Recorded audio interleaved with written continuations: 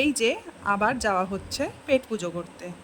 আমাদের সপ্তাহে একদিন না পেট পুজো করতে গেলে হয় না। তো যাই হোক, বলল যে গেলে বেরোতেই হবে, তার জন্য পড়াশোনাও করে নিয়েছে মন দিয়ে।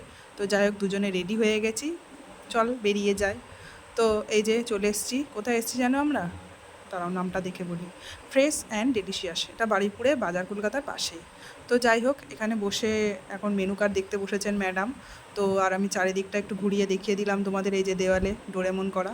ও বলছে ডোরেমন যেটা খাচ্ছে আমি সেটাই খাবো, তো আমি তো জানি না কি। তো যাই হোক, তারপরে দিয়ে দিলাম অর্ডার।